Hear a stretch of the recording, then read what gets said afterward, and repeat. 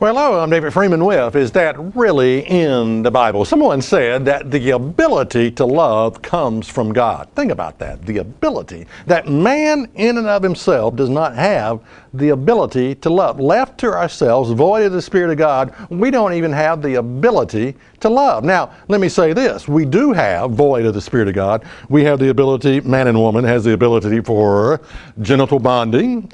They can make babies together. They can reproduce. They can have recreational sex. Yes, I understand that. But love, real love, comes from God.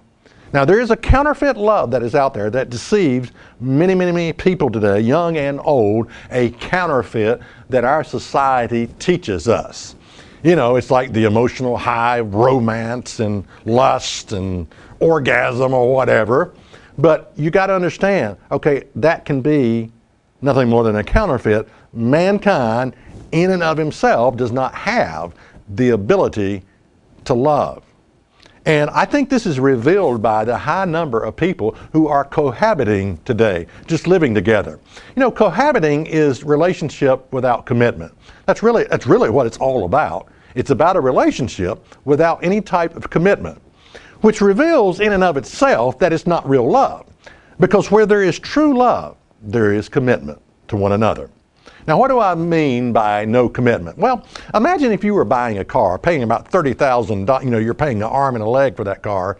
Imagine if you were buying a new car and they told you, look, yeah, you're paying a lot for this, but we're not committed to standing behind our product at all. There is no warranty whatsoever. When the moment you drive this car off the parking lot, that is it. We are not committed to standing behind our product at all. Well, you know, in cohabiting, we're saying the same thing. I've got to have my out, okay? The words are agreed upon by the willingness to live together. Yeah, I'm not going to be committed to you. You're not worthy of my commitment, because when things get tough, you're just not special enough, you know? You're not worthy of my dedication. You're not worthy of my love. The back door must always be open. I'm not committed. I'm not really committed to you at all. Yeah. Oh, yeah. You know, most of your big churches are not really committed to God. Did you know that? Yeah. I mean, they're not committed to the law of God. How do I know that? Well, because of their theology. Law's been abolished, been nailed to the cross, been fulfilled, been done away with. So they're not committed to the law of God. They're not committed to being baptized and receiving the Spirit of God. They're not committed to unconditional surrender to God. No, they're not committed to any of those things. But they are committed to playing church, I can guarantee you that.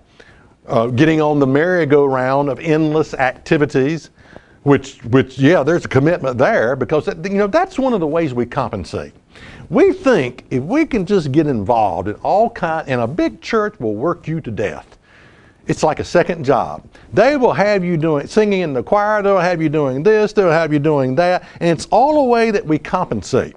You know, it's compensation. When one area is lacking, like the relationship with God, we overachieve in another area to make up for the void. And so this endless activities, being on the merry-go-round of churchianity, can't get enough of stuff, can't get enough of religious stuff. It's just one of the ways we compensate. So is it any wonder that when we look at today's relationship, there is no commitment in those relationships, and often they learned this at church. I mean, what do our youth see from their parents at church?